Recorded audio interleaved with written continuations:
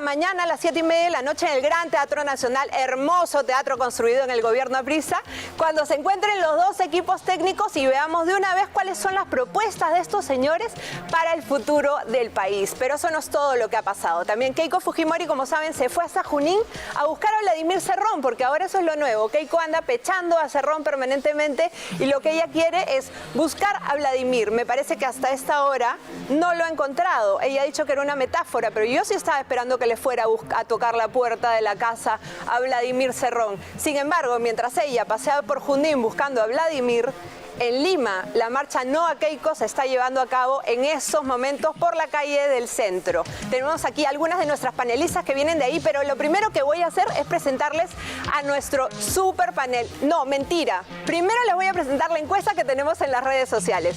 Queremos saber si usted piensa que en un supuesto gobierno de Pedro Castillo se respetaría la libertad de expresión y la de prensa. Ustedes pueden escribirnos a través de nuestras redes, sobre todo en el Twitter, que es, chicos, ¿cuál es? Políticas P. @Políticas P. Ahí ustedes nos cuentan si en un supuesto gobierno de Pedro Castillo y Vladimir Cerrón se respetarían o no se respetarían las libertades de prensa. Empezamos con nuestras panelistas. A mí me encanta que vengan porque la semana pasada algunas políticas han salido asustadas de acá y no quieren venir. Y antes de presentarlas quiero pedirte, Dina Boluarte, tú que eres mi hermana, tú que eres mi compañera, tú que eres una mujer como yo quiero que vengas acá a sentarte como la semana pasada se sentó Keiko Fujimori al lado mío y hablemos de los planes de gobierno de Pedro Castillo, porque finalmente tú eres la mujer más importante de Perú Libre y posiblemente seas la vicepresidenta del Perú, así que ven a este foro de mujeres donde todas hablamos y no nos peleamos. Quiero presentar a mi primera panelista. Ella es polémica, ella es muy conocida, y ahora me dice que es independiente, no está perteneciendo a ningún partido. El último que yo le conocí fue Solidaridad Nacional. Está con nosotros Jenny Vilcatoma, a quien quiero preguntarle sobre un tema que me interesa mucho. Jenny ha denunciado a Pedro Castillo por falsedad genérica. ¿Cómo va eso, Jenny? Hola, Carla. Hola. La denuncia ha sido aperturada ya. Los fiscales han designado la investigación a nivel de la policía. Espero que las acciones sean proactivas, sean inmediatas, porque todos somos iguales ante la ley. Y el señor Pedro Castillo ha faltado a la verdad, ha tergiversado una realidad y él debe rendir cuentas a la justicia. Lamento que todo el sistema en su conjunto sea lento en este momento. Lamento que desde el Ministerio Público no se haya actuado de oficio y se evite esta situación donde Pedro Castillo jamás debió siquiera participar ni en la segunda vuelta ni tampoco debió haber sido candidato. Porque el primer punto... Sí, para poner un poquito en contexto, Jenny está hablando de falsedad genérica porque el señor Pedro Castillo no consignó en su hoja de vida del Jurado Nacional de Elecciones, en su declaración jurada, que tenía una empresa, ¿cierto, Jenny? Así es. Si ustedes entran en este momento al voto informado, lo que ustedes van a encontrar es que Pedro Castillo es un profesor. ¿Y dónde queda que es gerente general de una empresa de Cajamarca? Esa información era obligatoria para él como para todos los candidatos. Pero una mano negra, siempre que está conduciendo su candidatura, lo ha puesto en elecciones y ahora lo ha puesto en segunda vuelta. Yo vengo denunciando un fraude electoral a todas luces, porque el Jurado Nacional de Elecciones no ha tenido un desenvolvimiento autónomo. La presencia de Salas Arenas es insostenible. La sala plena debería ya haberse reunido y haber sacado a este sujeto de este cargo que no representa garantía alguna para este proceso electoral donde los peruanos nos jugamos nuestro principal partido. ¿Cuánto tiempo nos queda para que alguien haga eco de tu denuncia? La denuncia ya está siendo tramitada a nivel del equipo policial que el fiscal ha designado, pero consideramos que debería darse un resultado inmediato porque toda la información está ya oficializada, no hay más que investigar. Esto debería ser formalizado inmediatamente y sobre todo debería de ser consignado en su hoja de vida para que los ciudadanos sepan que no solamente estamos hablando de un profesor, sino del gerente general de una empresa que ha entrado en construcciones. Yo creo que si alguien que quiere ser presidente del país tiene que decir la verdad y él se ha colocado en una posición en la cual simplemente ha escondido información que para la ciudadanía era muy importante. Muchas gracias, Jenny. En cualquier caso, yo creo que eso es un tema que tendría que ver este señor Salas Arenas, que a lo largo de esta semana ha sido de alguna manera acusado de haber defendido terroristas, como dijo Claudia Toro, que va a estar con nosotros un poco más tarde hablando sobre el tema. Hoy día viene Claudia Toro, no se la pierdan. Tenemos también a Gaela Cari, ella es activista por los derechos de la comunidad LGTBI, se define Gaela como afroandina y ella fue candidata al Congreso hasta hace poquito, pero es una mujer política de las filas de Juntos por el Perú. Bienvenida, Gaela, gracias por estar aquí. Imainaya ñañaykunas, tarikunas, guarmicunas, sutin Migaela, tracacha, afrandina. ¿Qué tal, Carla? ¿Cómo estás? ¿Qué tal, Jenny? ¿Qué tal, compañera? Perdón, no recuerdo su nombre. Ana Karen. Ana Karen, qué gusto conocerte. ¿Cómo estás, Charo? Yo creo que es sumamente necesario ubicarnos en el contexto en el que nos encontramos, ¿no?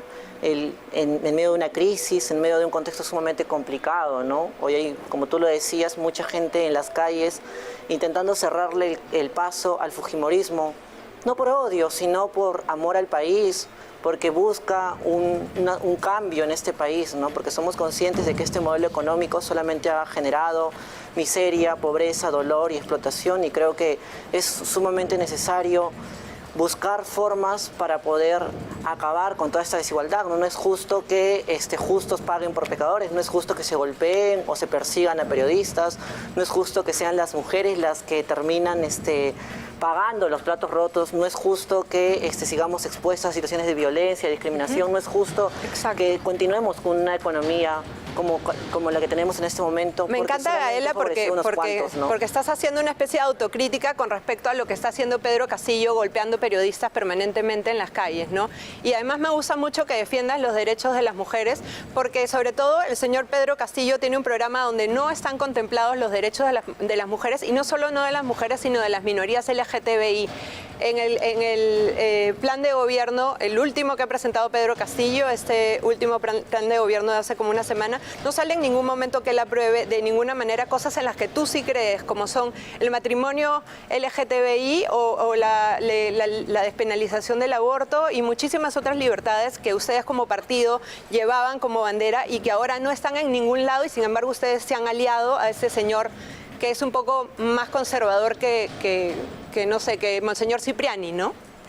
Bueno, yo discrepo porque esa es tu lectura personal, la respeto, pero no la comparto. En la práctica, la política se hace hablando, se hace dialogando. Si no estuviera acá, si no estuviera compartiendo un espacio como este, ¿no? En la práctica, Verónica Mendoza, Juntos por el Perú, Nuevo Perú, lo que han hecho es plantear la agenda de igualdad y no discriminación como un punto sustancial y primordial. Por eso el compromiso que ha firmado Pedro Castillo y Perú Libre incluye la agenda de igualdad y no discriminación, el respeto a las minorías y a todas las personas, algo que no ha hecho la otra candidatura, que es una candidatura que ha atropellado una y otra vez la agenda de las personas LGTBI, que nos ha quitado la posibilidad de poder aprobar normas a favor de la vida de las personas LGTBI y de las mujeres en el Congreso. Muchas gracias. Con respecto a Ana Karen, me encanta saludarte. Ana Karen, ella es Ana Karen Aguilar, ha sido candidata al Parlamento Andino y además, en caso de ganar a Keiko y Lucho Galarreta pasara a ser el vicepresidente, Ana Karen sería nuestra parlamentaria andina. Ana Karen, ¿has escuchado hablar a Gaela del tema de los derechos diciendo que Fuerza Popular, el partido donde tú militas y eres activista hace 10 años, es un partido que vulnera los derechos de las minorías? Sin embargo, Fuerza Popular sí lleva dentro de su programa la unión civil patrimonial. ¿Quieres decirle algo a Gaela al respecto? Claro que sí. Como bien lo ha señalado Carla, Fuerza Popular lleva dentro de su plan de gobierno el patrimonio de bienes, de hechos. Y creo que lo que tú estás mencionando y creo que tu opinión y tu posición, mira, te comento, yo soy artista también y tengo muchos amigos que están dentro de la comunidad LGTBI y pertenecen y son activistas y se sienten no representados por ti. Hasta cierto punto era su coraje, su voz, pero al momento de que ahora tú estás defendiendo, porque lo sabemos, ¿no? Ya no es un tema de repente, ¿no?, que queremos terruquear o cosas así, sino por investigaciones policiales y de los mismos periodistas. Sabemos que el señor Pedro Castillo representa al comunismo y el comunismo es sendero luminoso. Ellos nunca han respetado los derechos humanos de nadie y menos van a respetar los derechos de la comunidad LGTBI. Muchas gracias, Ana Karen. Ahora quiero hablar con nuestra caserita. A la gente le ha encantado Rosario y a mí me parece una chica súper bacán, una mega política y además puede contestar absolutamente todo. Ella es comunista, es de izquierda. ¿Te gusta que te diga comunista o...? No, prefiero comunitarista, anticapitalista. Feminista, parece que- anticapitalista. Así es. Rosario, tú vienes de la marcha No a Keiko. ¿Cómo, Así es. cómo la viviste? ¿Qué es lo que te parece que quieren conseguir? ¿Cómo lo van a conseguir? Bueno, en principio gracias Carla por nuevamente invitarme a este espacio para poder desarrollar un poco más las ideas, igual a tus panelistas, buenas noches, y en realidad enviarle un saludo a toda esa gente que con mucha alegría, con música, con mucho corazón, como ha dicho Gaela, por amor al Perú, está saliendo hoy a defender el país que tanto ha costado construir, ¿no? Que no nos dejen, que no nos engañen diciéndonos que esto que hemos logrado todos y todas las peruanas se ha construido gracias al modelo económico. Para nada, ha sido cada esfuerzo, cada ladrillo que hemos ahorrado para construir nuestras casas, ha sido el esfuerzo de los pueblos, de las organizaciones. Y creo que la gente se va dando cuenta, sobre todo en Lima, que ha sido la ciudad más complicada para proyectos colectivos, pues está saliendo a marchar con mucha alegría, batucadas, muchos artistas, mucha performance, y a toda esa gente, la verdad es que me parece un insulto que haya panelistas que le digan que son senderistas, ¿no? Eso es realmente complicado. Yo creo que más bien están saliendo a defender la vida, a defender el derecho a vivir en paz en un país como el Perú. Así Eso, como, Carla. claro, felicito que la gente tome su voz y que salga a las calles, porque las calles son de todos, así como el pueblo somos todos, y no existe en el Perú un pueblo y un antipueblo.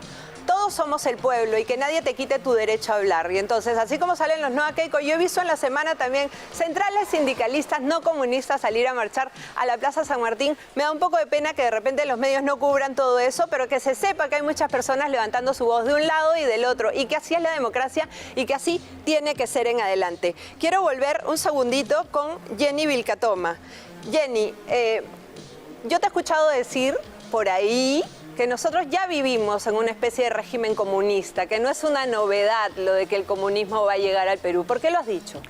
Por el atropello sistemático de derechos humanos que se están viviendo hace más o menos 3 años. Estos se han dado de manera clara y contundente y evidente y escandalosa con el inicio del gobierno de Martín Vizcarra. Desde el momento en que somete a la prensa, desde el momento en el que a través de la publicidad estatal ha comprado líneas editoriales, ha sometido a periodistas, y lo hemos visto últimamente, se ha verificado que ha habido una acción sistemática para bloquear a todos los opositores de Martín Vizcarra, y sumado a ello el sometimiento de las instituciones como el Ministerio Público, que es vizcarrista a morir desde la Fiscalía de la Nación, haciendo, digamos, la salvedad de aquellos fiscales valientes que a diario luchan contra el crimen.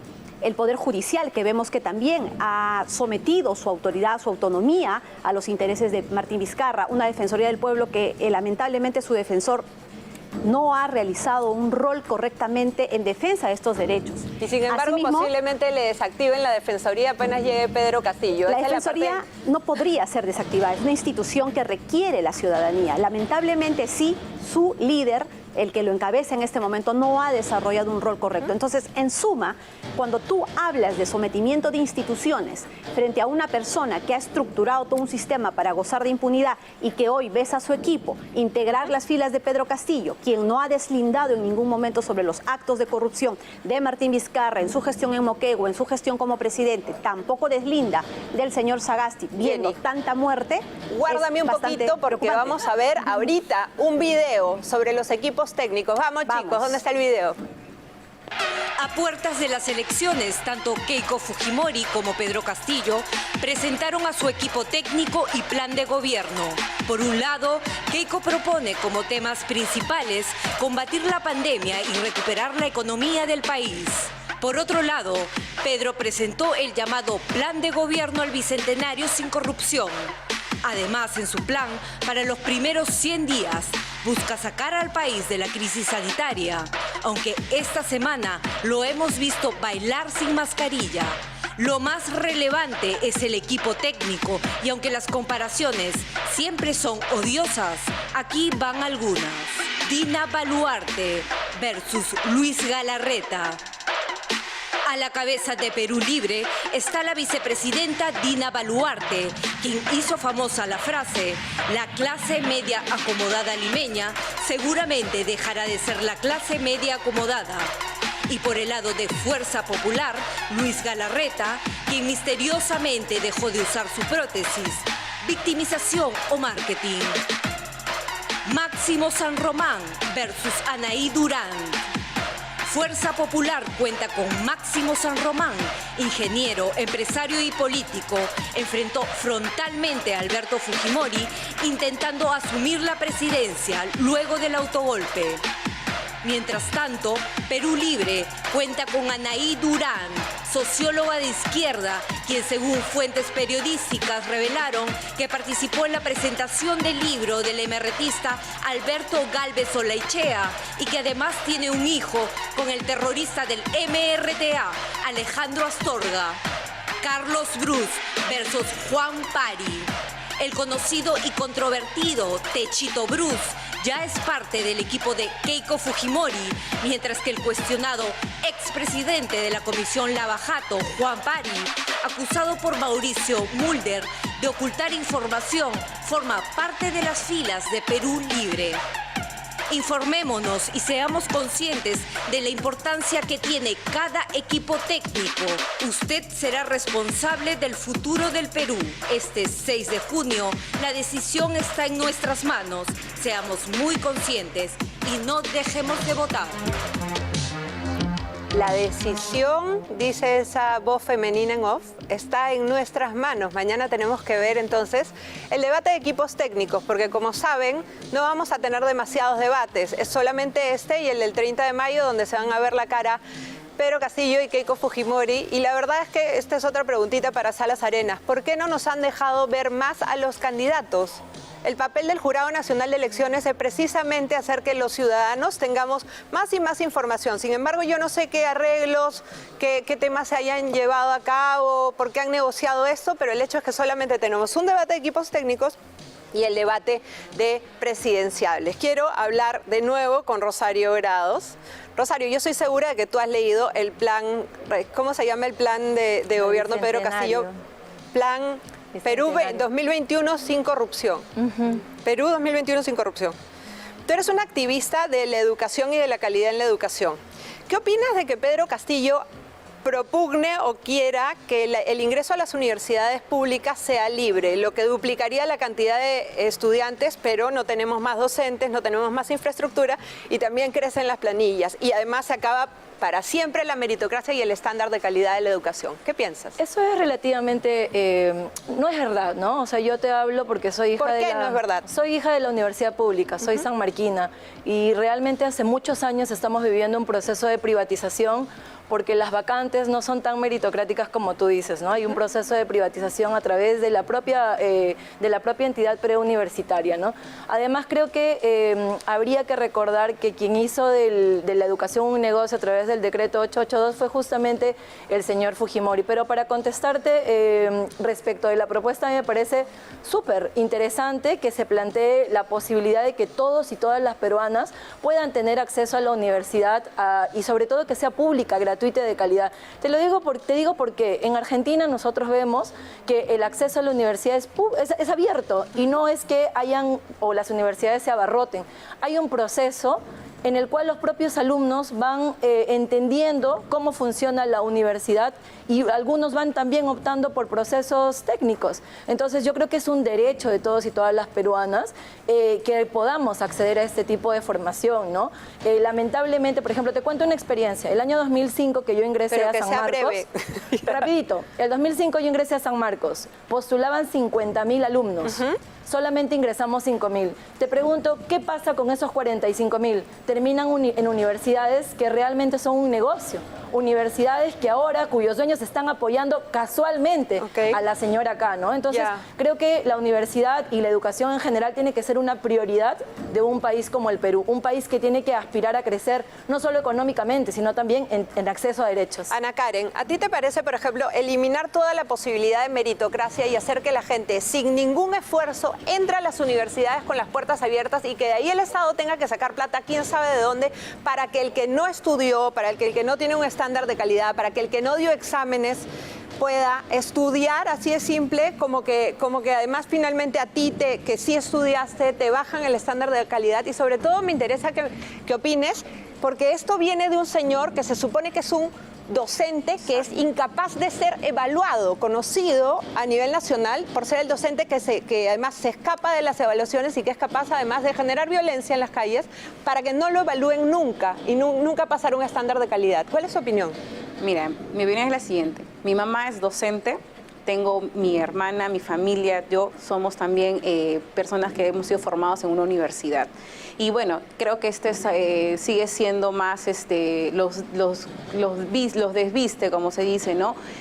A todo el equipo técnico que tiene, o bueno, a las propuestas que tiene el señor Castillo, que siempre está buscando lo facilismo. El peruano es una persona luchadora y no vayamos al tema de igualdad, porque por más que nosotros que creamos en esa igualdad, siempre va a haber un tema de, como tú lo has mencionado, la lucha. Si yo estudié más, por ende voy a tener mejores cosas, ¿no? Si yo como emprendedora todos los días salía a trabajar mañana tarde, entonces voy a tener más cosas. Entonces seguimos con las mismas propuestas, todas siguen siendo iguales en cada una del señor Castillo, buscando de que las personas seamos facilistas. El peruano no consume el facilismo, el peruano se saca la michi todos los días, por eso que no puede haber una igualdad para todos. Siempre va a haber alguien que se va a superar más y por ende necesita un tema de meritocracia, definitivamente. Gracias, Ana Karen. Quiero hablar con Gaela. Gaela, estamos en una época de gravísimas polarizaciones y yo me voy a mandar con una pregunta que lleva una. ¿Quién es peor, Abimael Guzmán o Alberto Fujimori? Los dos son igual de nefastos. Solo yo quería puntualizar dos cosas concretas. Primero es que yo no me refería en ningún momento a hablar en nombre de todas las personas LGTBI, yo hablo como Gaela.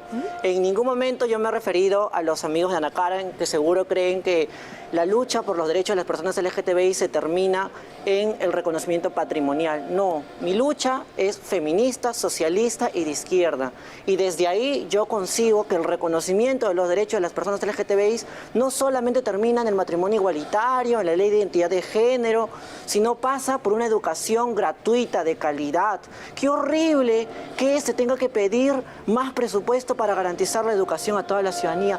¡Qué horrible que se tenga que contratar más docentes para poder garantizarle una educación de calidad! Perdón, Carla, yo no te interrumpo, te pido lo mismo. No, pero te pregunto, para que desarrolles tu tema con un poco más de datos. ¿Quién dijo que horrible? Estaba planteando la pregunta, yo estoy reaccionando a eso. Segundo, yo creo que tú al inicio del programa planteabas una encuesta, ¿no? ¿Creen que Castillo en el poder, en el gobierno, va a respetar los medios de comunicación? Bueno, con Castillo nos quedan muchísimas dudas, pero con la señora acá tenemos claro lo que ha hecho con la libertad de expresión, lo que ha hecho con las libertades, lo que ha hecho con la democracia de manera constante y permanente durante todos esos años. Ha sido Castillo el que ordenaba por un chat de WhatsApp, a través de la botica, a través del mototaxi, para poder darle órdenes de cuándo sentarse, cuándo pararse. Gracias, Gaela. No ha sido Castillo, pero sí ha sido Cerrón el que se trata con gente del Movadef. Y como va a venir Claudia Toro a hablarnos en un ratito, ¿quieres cerrar con eso, Ana Karen? Bueno, la verdad es que a mí me desconcierta mucho lo que pueda decir Gaela, porque siento que se está cerrando a la realidad de nuestro país. De verdad que el país ahorita se está jugando la vida y lo que tú defiendes, los derechos. Eso ya no va a ser respetado. Nosotros ya hemos tenido una experiencia anterior. De repente somos jóvenes, no sé cuántos años tengas tú, yo tengo 31, pero las personas que van por los 40, ellos sí han vivido esto. Mi familia, que son por arriba de los 40, me lo han dicho constantemente y yo no creo que el señor Castillo cumpla su palabra como te la viene disfrazando. Claro, para poder ganar, ¿no?, más personas, pero no lo creo. Gracias, creo Ana que Karen. Okay. Jenny, ¿quién es peor, Alberto Fujimori o Abimael Guzmán? Abimael Guzmán, definitivamente. Para empezar, yo creo que tanto Gaela como Rosario deberían empezar a tomar distancia de Cerrón, tomar distancia de Verónica Mendoza, tomar distancia de Pedro Castillo, porque si quieres conquistar esos derechos, por favor, ¿qué hacen cerca de Cerrón? El día de ayer se ha revelado claros nexos de financiamiento de los Quispe Palomino a Perú Libre. Quiere decir que Perú Libre sería la fachada de los Quispe Palomino y de Movadef, que no pudo inscribir su Ahora partido. vamos a hablar de eso, Ellos Jenny. mataron. Vamos a hablar de eso con ¿a cuántas la personas, supermujer que sacó todo eso? ¿A cuántos gays mató el terrorismo? Empezaríamos por ahí si quieren una verdadera lucha, si quieren Gracias. alguna conquista verdadera. Muchas gracias, Jenny. Gracias. Quiero invitarlos ahora. En esta semana tuve la enorme oportunidad de sentarme a conversar un ratito con María Corina Machado. Ella es lideresa de Vente Venezuela, pero además ha sido diputada en Venezuela. Y una diputada, ¿qué diputada? La que le plantó como se dice acá, y que no es el macho, la que le plantó la hembra a Hugo Chávez cuando Hugo Chávez era el todopoderoso, al que todos tenían que tenerle miedo. Y ella se enfrenta permanente al comunismo en Venezuela desde donde está. Quiero invitarlos a ver la primera parte del video con María Corina Machado.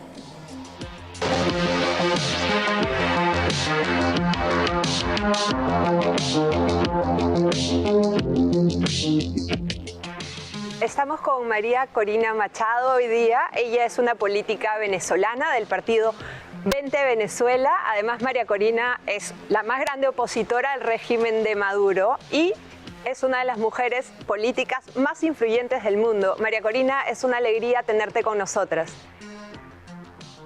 Al contrario, soy muy honrada de estar aquí contigo hoy iniciando este nuevo programa. Los felicito. Muchas gracias. María Corina, este es un programa que busca empoderar a las mujeres y además, de alguna manera, incentivar la participación política de las mujeres y llegar a puestos de toma de decisiones. Tu carrera es impecable en eso, tu valentía, tu coraje es un ejemplo para muchas. Cuéntanos un poco cómo se inicia tu carrera política y un poco de los estadios por los cuales has transitado. Bueno, Carla, yo te diría que mi vida ha sido siempre como nadar en contra de la corriente. Yo soy parte de una generación que creció teniendo un gran rechazo hacia la política, debo decirlo, y a los políticos. Y en mi familia también, en mi familia no había políticos. De manera que cuando llegó Chávez y produjo lo que produjo en Venezuela, yo que me había formado para ser gerente, para ser empresario, soy ingeniero, dije, ya va, yo no puedo seguir quejándome y preocupándome, sino ocupándome. Y la verdad es que fue una decisión durísima. Tuve a mi familia en contra, mis amigos en contra, pero al final siento que ha sido, como tú dices, abrir un camino y defender lo que realmente tú crees y que le da sentido y trascendencia a tu vida, que es la transformación de tu país desde el servicio público. Me gusta mucho, es una política que tiene muchísimo afecto por el ciudadano y eso es lo que necesitamos, ¿no? Más allá del contexto difícil que nos toca y que le toca a Venezuela vivir, siempre hacer una política constructiva y propositiva dirigida al ciudadano. Yo quisiera que nos cuentes un poco, bueno, la imagen histórica que todos tenemos tuya es ese momento en el 2012 que te enfrentas directamente a Chávez, que era como este ser todopoderoso, ¿no? Y al cual muchísima gente le tenía miedo. Y es una mujer corajuda que va de frente y le dice directamente que expropiar es robar. Y le dice directamente en la Asamblea Nacional a Chávez lo que Chávez tenía que escuchar. ¿Cómo fue ese momento? Por favor. ¿Cómo puede usted hablar de que respeta al sector privado en Venezuela cuando se ha dedicado a expropiar, que es robar? Mira, mucha gente me pregunta si eso estaba planificado. La respuesta fue por supuesto que no. Teníamos allí 9 horas, Chávez, con su estilo siempre de descalificación y de provocación, y sobre todo con las mujeres. Se había estado dirigiendo a mí de forma directa varias veces, hasta que finalmente yo dije, mira, yo tengo que poner las cosas claras como son. Y hablé desde el fondo de mi alma. Cuando yo me senté, yo dije, ¿y qué dije? Pero lo que sí sentí fue que todo el mundo se apartaba de mí. Y yo lo que pensé es, bueno, de aquí no salgo viva, porque realmente en ese entorno, en ese momento, todo el Parlamento estaba rodeado por grupos armados afectos al chavismo. Sin embargo, yo creo que ese fue un momento que inspiró a muchas mujeres a levantar la voz por ellas y por sus hijos y por sus familias. Y yo creo que de eso se trata la lucha por la familia fundamentalmente. Sí, es cierto. Además, las mujeres somos normalmente las que mantenemos unida la familia y que además tenemos una valentía especial. En el caso del Perú, yo siempre afirmo que fueron las mujeres peruanas, las dirigentes del vaso de leche, las dirigentes de los comedores populares, quienes, por ejemplo, pudieron vencer al terrorismo, que fue una etapa muy difícil de nuestro país y que, sin embargo, ahora, por determinadas candidaturas políticas, podría ser que vuelva a acercarse.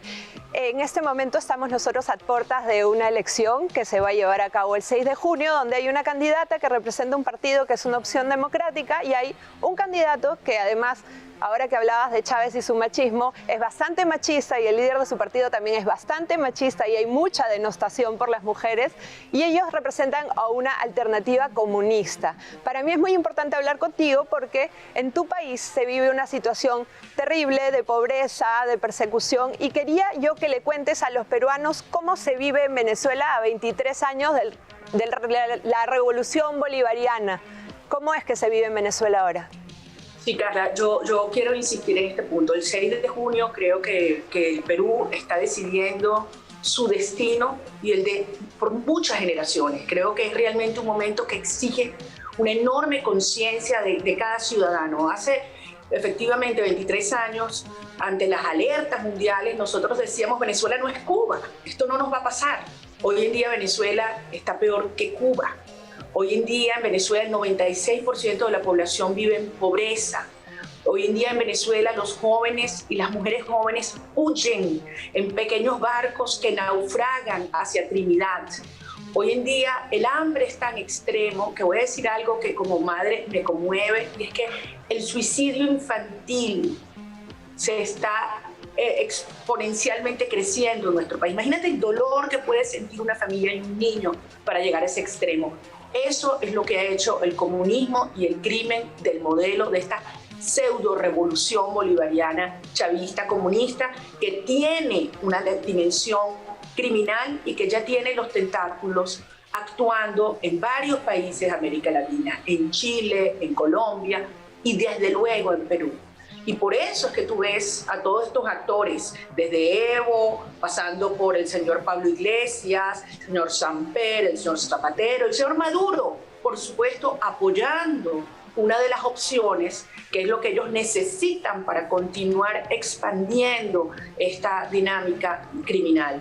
Y a los peruanos tengo que decirles con mucho cariño y respeto, gracias por haber acogido a tantos centenares de miles de venezolanos que han salido para sobrevivir, gente buena, gente de trabajo, y a los peruanos y a los venezolanos que están en el Perú les pido que le hablen con esta claridad y esta franqueza a todos los peruanos que están frente a un evento histórico que va a definir su vida. Pero yo tengo una enorme confianza en el pueblo peruano y en su vocación democrática. Bueno, esa ha sido María Corina Machado. Vamos a tener una segunda parte de la entrevista con ella, pero como en este programa los chicos que están en la producción y que ven la estructura del programa creen que mandan y en realidad mandamos nosotras, aquí Rosario Grados me ha pedido que le dé la palabra una vez más, aunque me digan que no. Rosario. Bueno, te la pedí, Carla, porque todas hablaron menos yo. 2 mensajes claves porque sé que te vas a corte.